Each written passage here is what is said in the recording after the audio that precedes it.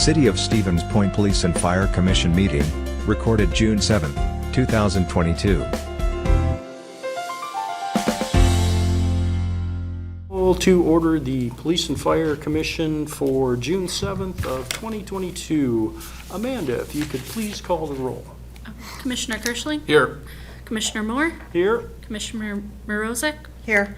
Commissioner Ostrowski? Here. Commissioner Taylor? Here. Okay, that was item number 1. Agenda item number 2 is the President's report. There's really not a whole lot to report. I did receive a message from the mayor last Friday, late in the day when I got around to it. He is requesting that we start using Zoom again to have it available to the public. I didn't have time to put it on the agenda, but I'm going to put it on the agenda and we can discuss whether or not we want to do that and if it's beneficial or not. So that's pretty much it. I want to thank the Streets Department for patching the parking lot out here. That was much needed and we're thankful. And if they can keep us up to date on what's coming around for the rest of the parking lot, that would be nice to know. Is there's nothing else that I can think of right now. So we're going to move on to agenda item number 3. Mr. Ostrowski, that would be the confirmation of bills. I too would like, on behalf of my dentist, like to thank him for parking in the parking lot. My jaw did not have the same vibration coming in here. Reviewing the bills, taking the ambulance department first on my list. I don't have any real criticism. I just want to point out some things to everybody.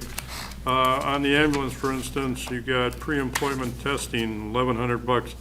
I just want to remind people how expensive every time we change personnel that happens. And looking at the overall ambulance budget, I remind my fellow commissioners that report is 4 months, so you need to add May's to that. So they are running at 29% of the budget spent, 71.2% still available. So they are actually in pretty good shape. Moving on to the fire department, the same thing can be seen when you look at the pre-employment testing is an expense. So when we change personnel, that all adds up. Looking at their overall. Sorry to interrupt you here. Is that now pre-employment testing? Do we know how many people that's for, or that's not? You'd have to ask the chief. Right now, I couldn't tell you exactly how many that is, but that's Okay. their pre-employment screening. That's to send them through everything when we onboard them through the process. So like more than one, less than 10, kind of? Yes. Okay. Yeah, I'm gonna guess this is at least a couple, if not more. Okay. I would, 5. Okay. 5 since January 1st, we've onboarded through our process. Okay, that is an expense. That is very true. Okay. And then looking at the fire departments overall, when you add the maid to it, they are 39% spent, they're 61% still available. Again, for 5 months, that puts them in pretty decent shape. No noticeable problems, other than I'd remind the chief, when I look at the overall, the pre-employment testing and the membership dues are the only ones that are shooting the budget to heck, but you're doing nicely elsewhere, so nothing to really report there. Grabbing the police department, when you look at the monthly thing, this is something that I've been noticing more and more that we've been hitting transport of prisoners, and you can see we got almost $2,500 again. So to go get them and bring them back is not cheap, and that only represents 50% of the expense. Other than that, when you add their May to the previous 4 months budget, you see that you'll find out that they got 64% of their budget, which for 5 months left, they're doing really good also. The ones to point out there is, of course, the ammo supplies, and we know what ammo has done and how hard it is to get it and the expense of it.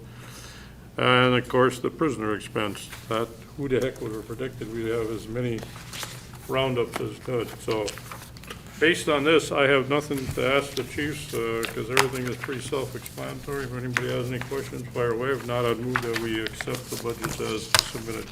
The bills are submitted. Do we have a second? Kirschling, second. Okay, we have a second. Anybody have any other questions, comments?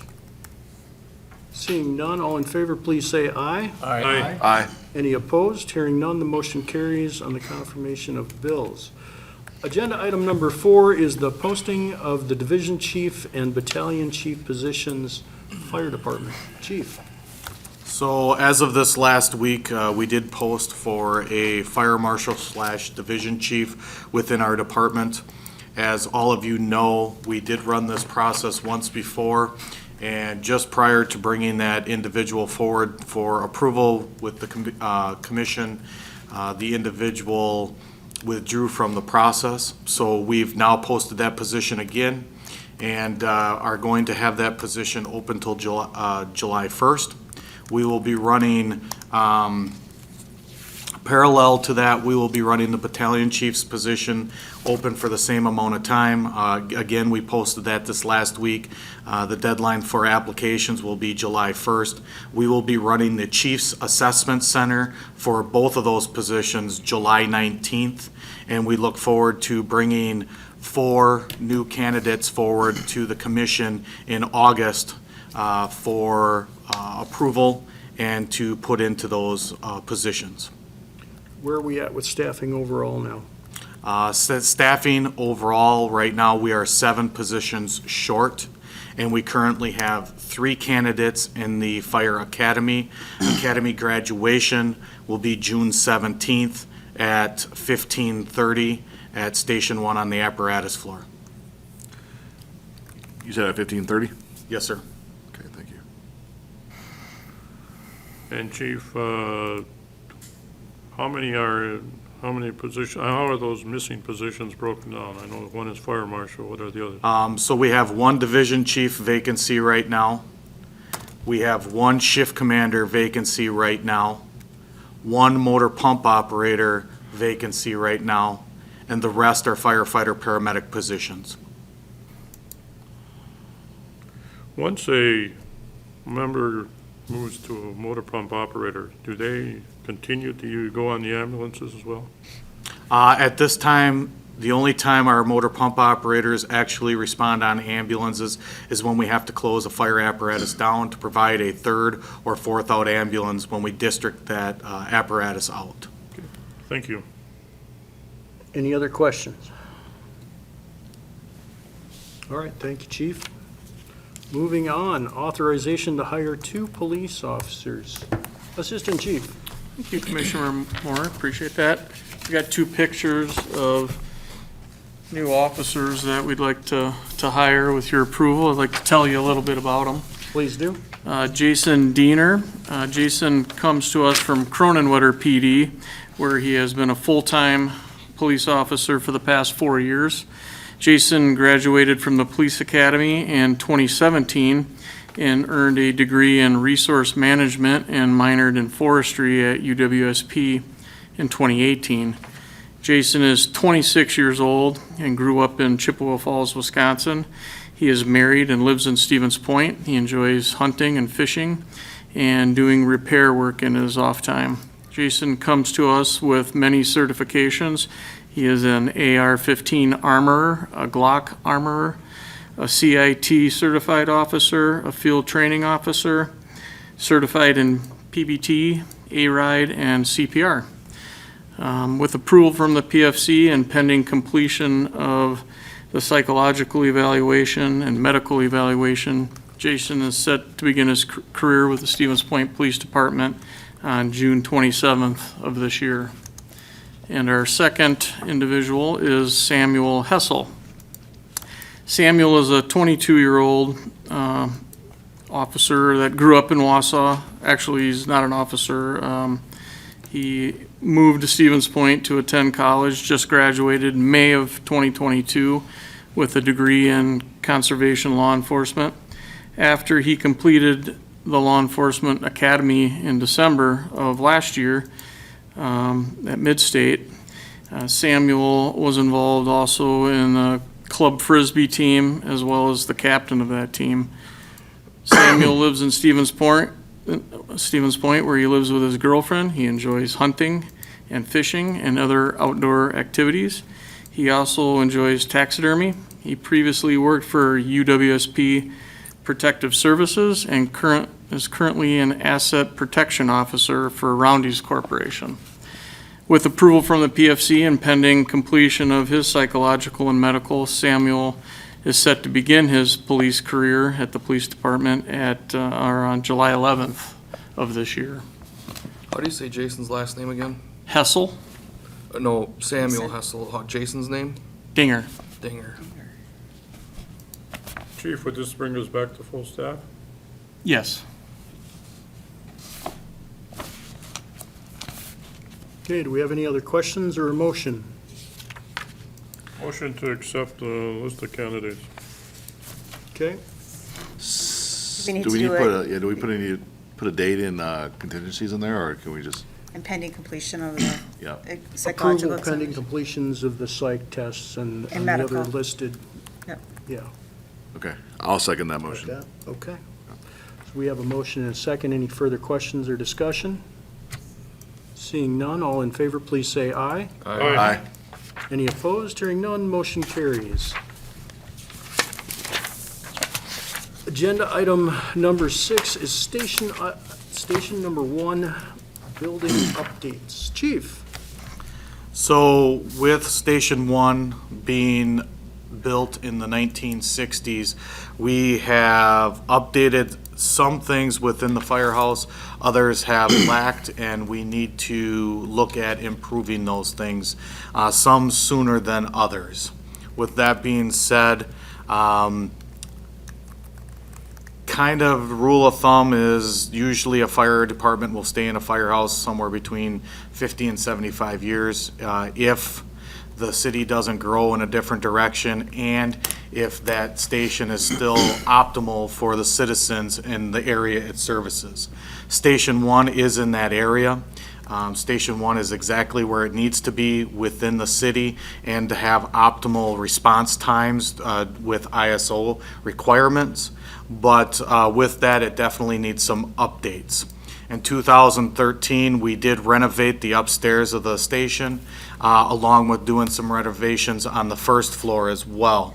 One thing that has gone awry is the HVAC system at Station 1. We are without an HVAC system, no air conditioning as of right now, and the air movement within the station does not exist. We have dipped into contingency funds with Comptroller Laddick and have picked up some standalone air conditioning units to keep core areas of the station cool, but we need to look at actually updating the system. We are currently in the process of seeing what that's going to take, and we have 2 different AC vendors in giving us bids at the current time. One was in 2 weeks ago, and one I believe will be in this next week. We are looking, though, at the tune of $500,000 plus to redo the whole system at the station. The second thing, when it comes to Station 1, is the parking lot. The parking lot was bid into the capital improvement projects last year. It's in dire straits, just like the parking lot here with the PD. And the plan is that we're going to redo both parking lots at the same time, and they should be scheduled for construction at the end of this summer, early fall timeframe. The problem is with our capital improvement projects for the parking lot, of course, this capital improvement project was actually funded with dollar amounts from 2021, or sorry, 2020, and we're going to be replacing it in 2022, 2 years later. With the increases in cost, the project has almost doubled in cost.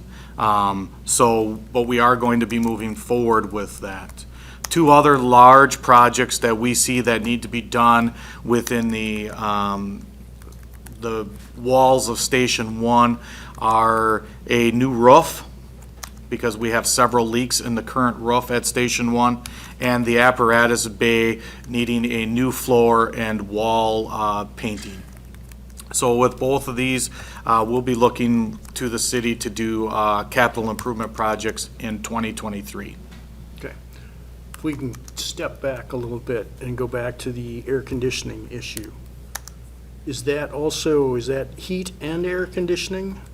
That is going to be heat, air conditioning, running ductwork where there is currently not any ductwork in the station. That's redoing everything top to bottom. Right now, we've realized with the studies that the people who have come in and done them with us, the comprehensive report has shown that we're positively pressurizing the station from actually the outside in. And actually, when you look over the It's not good. the units within even my office, you can see the black soot around the air conditioning unit. And what I'm being told is that's actual diesel fuel being sucked in fumes from the apparatus bay into the actual station itself. So we've got to make some serious adjustments. Is the size of the building adequate for our needs for, say, the next 10 years? Because I know our new truck is getting to be It's gonna pretty be good pretty big size. for the It bay, right? is going to be tight. Our plan moving forward, if we didn't have the new building on the table for 2024 capital improvement projects down at the new training facility, I would say probably not. We're going to outgrow the building. But the plan is with the new building in the capital improvement projects for 2024, we would be moving truck one, which is a 75-foot aerial apparatus, and one ambulance down to that new building to be able to do fire and EMS training down there, and then also be able to provide a third out ambulance when needed right from the training site, so there's no delay in patient care. So with that being said, I don't think we're going to outgrow it in the next 5 to 10 years with our apparatuses, but it is getting very tight and space is getting very limited. As far as the standards are concerned, we don't meet the standards anymore, but we will make it for now. When you say we don't meet the standards, what do you mean by that? And does that have any impact with the ISO rating that we're going to achieve? With the ISO rating, it will not, but standards for how much apparatus bay surface area is needed per apparatus to be able to walk around them, service them, and do our daily checks that we do on a day-to-day basis. Currently, we actually back ambulances into each other in order to make sure that the doors close on the apparatus bays. That's a standard that we at the Stevens Point Fire Department have to do in order to make sure our doors close and make sure our apparatuses are all inside. We currently have a utility apparatus, a brand-new utility truck that has to sit in the Station 1 parking lot because we do not have enough room to put it inside currently. So is it safe to say that Station 1 is not, it's really not meeting your needs, it's just kind of It's not meeting our needs, we're holding on. making do with what you have? Yes. Okay. Is there any other questions for the chief? You don't need any motions on that, that's just an update. Nope, just an update. When we have bids back, we'll be looking to move forward with the HVAC system sooner rather than later. And like I said, the parking lot will be going in late summer, early fall. And then the other two we'll be taking to the table for capital improvement projects this fall.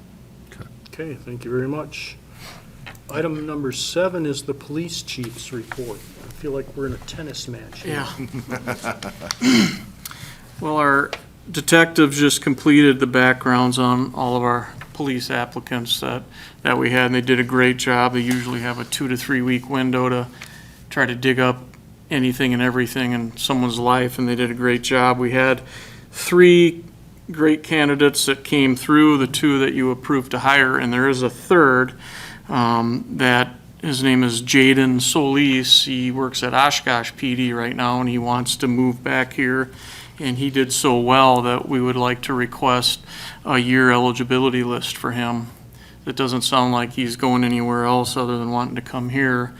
And we're foreseeing that maybe in 6 months there could be an opening, but for sure in a year we're going to have another opening. And if he's going to wait for us, we want to be there to offer him that spot because he did really well. We had really good candidates this round. So I don't know if we need to make a motion for that or does it have to be on the agenda? I don't believe we do. I think we can just put it on the agenda when it comes forward. Okay. Are you asking for it to come forward now, or do you? Well, that's what my note says. From chief? Yeah, And it's to secure so that he kind of knows what If he's. yeah. If it would make it more comfortable for the chief, I'm not opposed to it.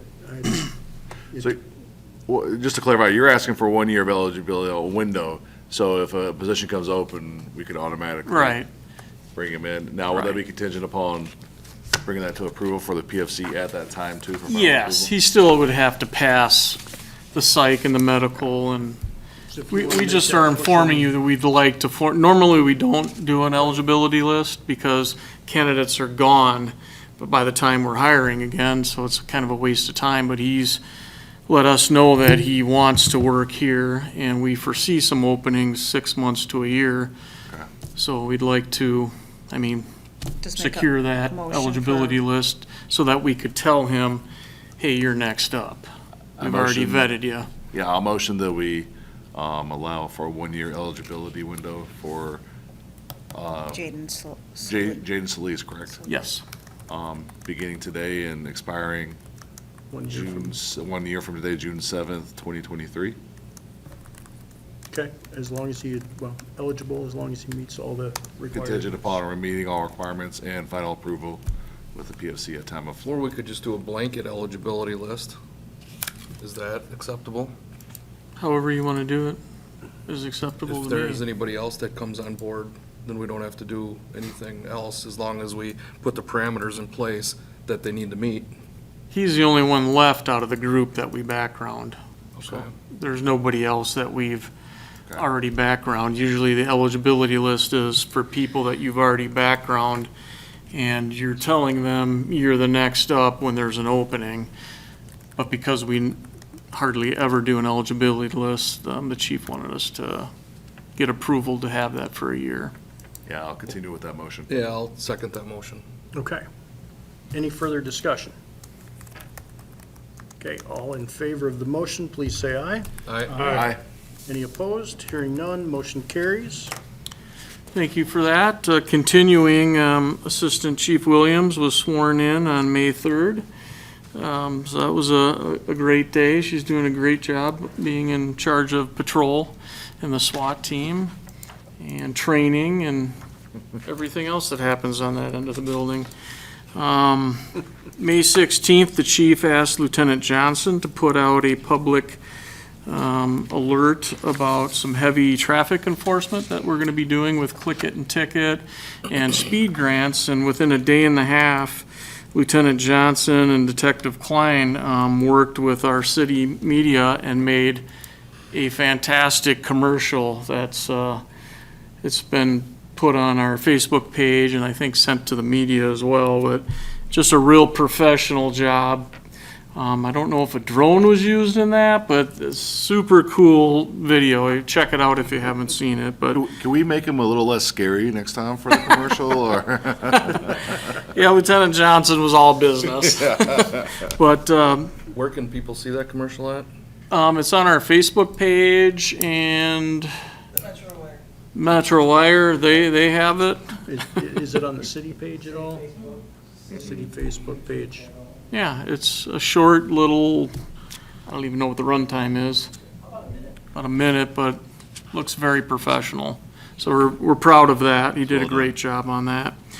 May 13th, Lieutenant Johnson took the top 78 safety cadets and 6 advisors that work in, for helping us out with school crossings down to the Dells for their yearly getaway. That was a big success. Good trip. Kids loved it. We also had Lieutenant Johnson and Officer Schultz and Officer Radsick assist St. Paul School with active shooter drills. And Lieutenant Johnson, once again, he had a pretty good month. Did a hour and a half presentations to residents of Berkshire Retirement Complex, and the topics that were covered were what to do in case of an emergency, appropriate use of 911, preparedness in case of an emergency, and several types of scams that are out now. So just a real good job by Lieutenant Johnson in the previous month. And Assistant Chief Williams was accepted to Command College and will be starting, I believe, in August. So she'll be missing every other month for a week instead of the chief. Congratulations. Congratulations. Yeah, not everybody gets into that, and it's, Is that a correction to 2022 to 2023? yeah, I think that should have been 22 Yeah, to just 23. I'll have to tell the chief he made that mistake. Just some of the calls of interest. Officers attempted to stop a vehicle that was speeding and fled at over 60 miles an hour. And my assumption is that's probably in a 25 mile an hour zone. And the officers used really sound judgment and terminated the pursuit. Must not have been, must have been for a traffic violation, but just shows that we used really good judgment on that call. We had a disturbance at Frank and Ernie's where a male was arguing with the bartender and got upset and pulled out a handheld taser and sparked it at the bartender. And the male was located and arrested. That's just to give you kind of an idea of some of the things we're dealing with out there. Our monthly use of force, we had 3 uses of force for the month, and they were all very minor uses, and there were no injuries.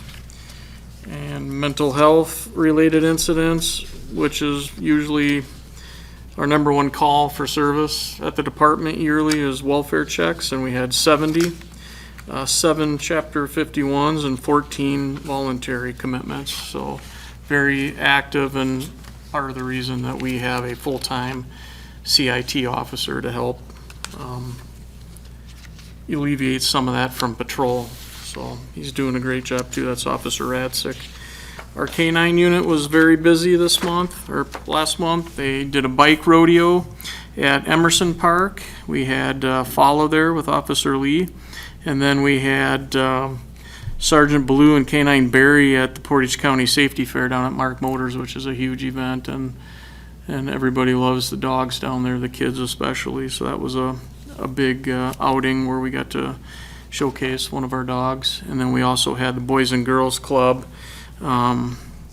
touch a truck, and Sergeant Blue and Barry were at that event as well. The last big thing for the police department's report would be our auxiliary unit had 4 events totaling 84.5 hours of volunteer work from our auxiliary, and our brat fry brought in $3,800 for the auxiliary unit to help with equipment and anything that we need, raincoats. So that was a huge success. I gotta thank Johnson's Towing. They help us out a lot on that, not only work it, but they donate quite a bit. So I'm very, very happy to see that we made that amount of money for our auxiliary unit. And that's all I have for a report. Questions for the Assistant Chief? Couple of them. One is, you see that kids are still interested in being crossing guards anymore, or are you starting to have the same problem we are with adults? Same problems. We've eliminated a couple positions over the years, and I mean, we just had one retire that was in her 90s. Right. Are you talking about cadets or crossing guards? I know we're having the trouble with the adults, but I was Oh, wondering, you're if talking the about the kids kids? also. Kids? No, I think That's there's a staying big fairly demand. strong, Kids yeah. love doing that, yeah. I was happy That's to why we see took just the 78, top 'cause I 78. There were more than that, so. Oh, yeah, that's no problem. I'm sorry, I thought you Oh, meant no, the actual that's fine. crossing I knew about guards. the adult part. The other question I have is on the mental health thing. You say 70 checkups, 7 51s and 14 voluntary. Does that mean 21 of the 70? Yes, Okay, all right. Yep. So that's main things I had in mind. Oh, and lastly, when somebody wants to, how do they notify you if they could use the assistance of the auxiliary if they're having an event? that would, well, we would Does have. the public know how to get the auxiliary? Yeah, that would go through Lieutenant Mueller. He's in charge of the auxiliary net right now, and usually when there's an event in the city, they're given a event form to fill out, and we evaluate whether they need to have contractual officers at the event, or if it's something we'll just supply auxiliary to. So the best way is to reach out to Lieutenant Mueller. Thank you. I'll make a motion to accept the report and place it on file. Do we have a second? Second from I have a Rozak. second from Morozek. Any other questions, comments? Seeing none, all in favor, please say aye. Aye. Thank you very much. Moving on to agenda item number 8. And I guess maybe we should be playing pickleball instead of tennis with the new courts. Back to Chief Moody for the fire chief's report. I believe those pickleball courts were blue, by the way. They were. So Yeah. it fits right in with the background here. Yep. Oh, if you're gonna have police Back and to fire, blue. it should be blue and red, they're blue and red. There you go. So as you may see, the fire report has changed a little bit to be a little bit more broke down and a little bit more comprehensive on the calls that we've been responding to this past month. Assistant Chief Zavara has taken over putting this report together, and as you can see, he's broke it out a lot further and more into depth, just within 1 month between fire, EMS and rescue, hazardous materials, alarms, other incidences, and technical rescue. I think that's important, and we had talked about that, and we felt that it was more important for you to see kind of broke down where we're actually going and what we're actually doing as community servants out there. So that was the first part of the report. As you can see under significant events, we did have a chemical spill at Pixel Mill this past month. Was very involved, had multiple agencies there dealing with hazardous material, and we're able to mitigate that with a lot of assistance. So that's important that we get that out there. Our training site has been moving along quite well. We are done with phase 1 and putting the black dirt down and getting that seeded, getting the road base down, and we were able to work with city engineering and getting everything surveyed out there.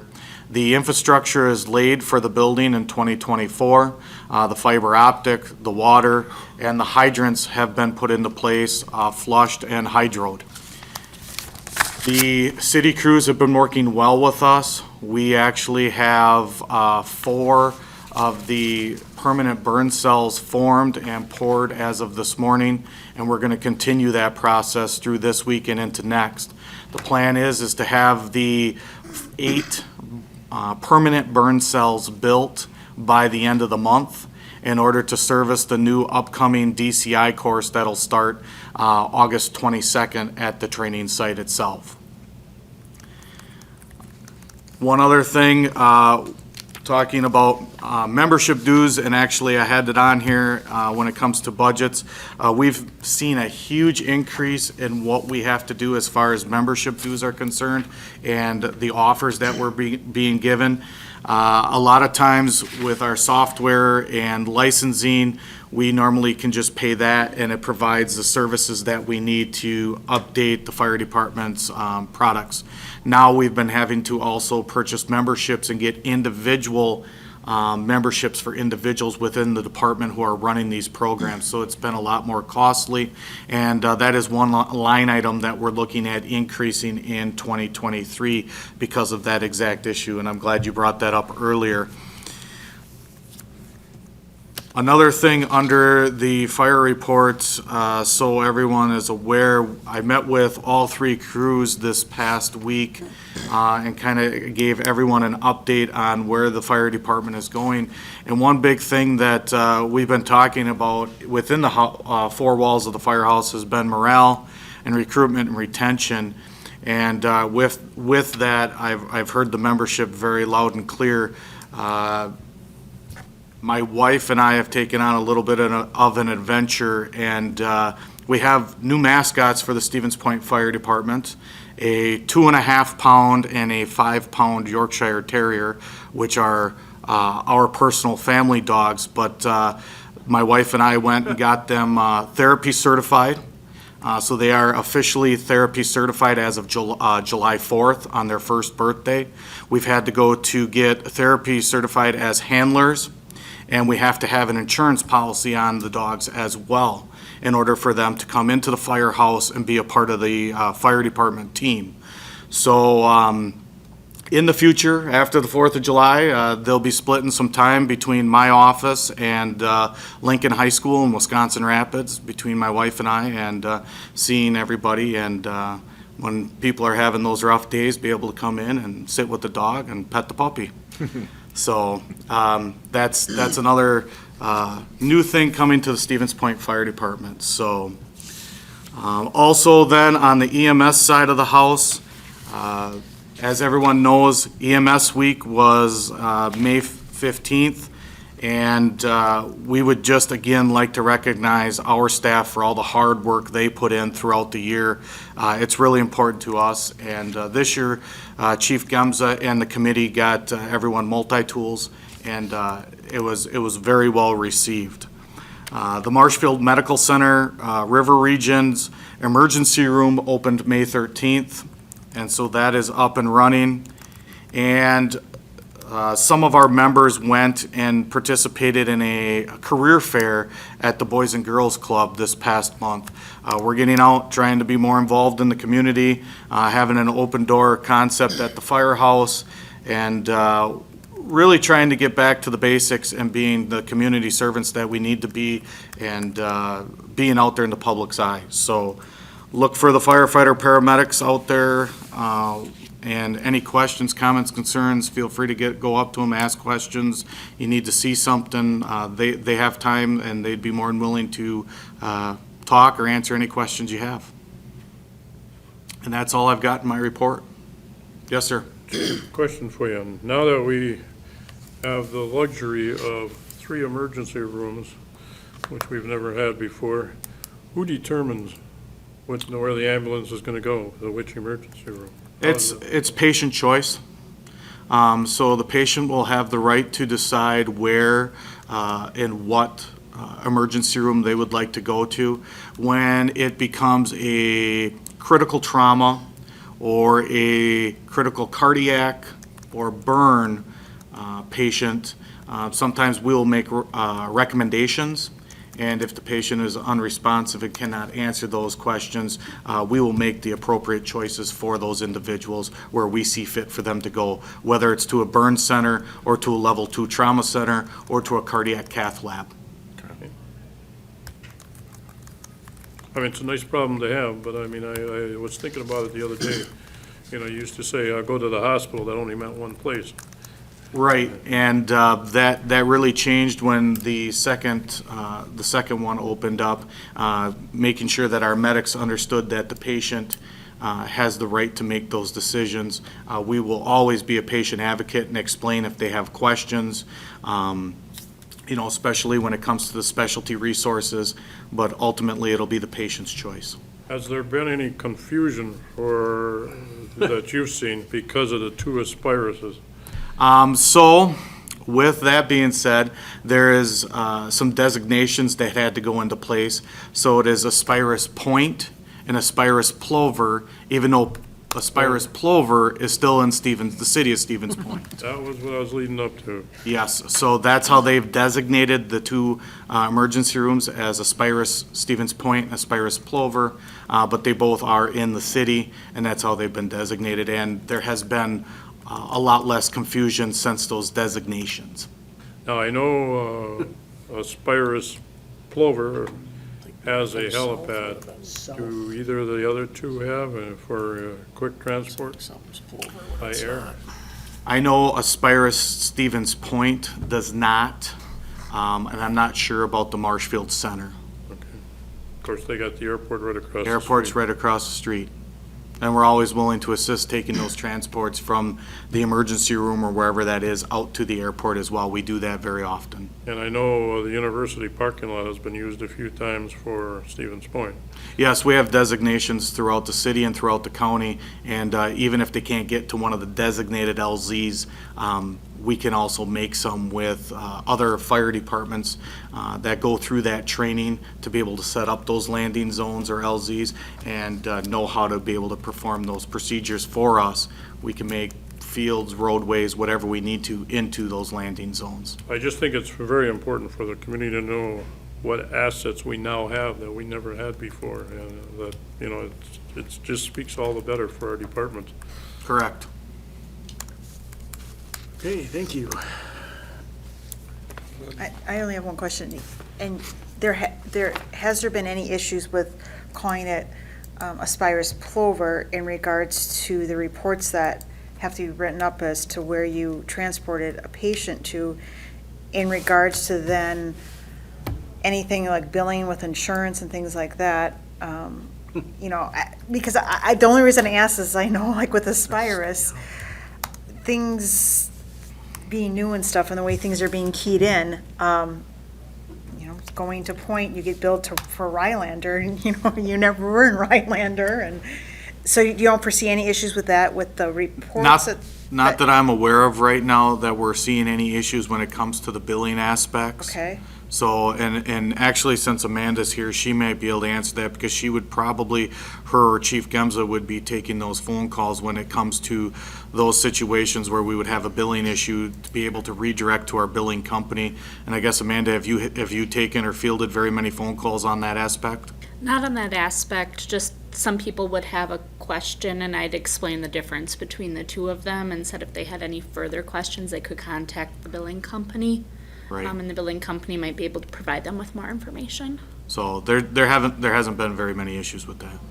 because otherwise I know what Assistant Chief Rotier was saying, maybe north and south if we ever get to that point, so that they're still identified as Stevens Point. Right, and that's an Aspirus Right. decision, so. I'll make a motion to accept the chief's EMS report and the fire report. I'll second. Okay, we have a motion and a second. Any further discussion or comments? Seeing none, all in favor, please say aye. Aye. Aye. Any opposed? Hearing none, motion carries. Moving on to agenda item number 9, we're looking for a motion to go into closed session to pursuant to Wisconsin statutes 19.85, parent 1, subparent E, deliberating or negotiating the purchasing of public properties, the investing of public funds, or conducting other specified public business, whenever competitive or bargaining reasons require a closed session, for the purposes of discussing the terms of an agreement provide fire protection services to the village of Park Ridge. I'll second, Kirschling second that. Who made the motion? I'll make a motion. I'll make the motion. All right. We have I thought you made the motion. motion. Well, I was reading what it was. Kirschling seconds. Amanda, you need to call the roll for this, please. Commissioner Kirschling, Yes. Commissioner Moore, Yes. Commissioner Mrozek, Yes. Commissioner Ostrowski, Yes. Commissioner Taylor. Yes.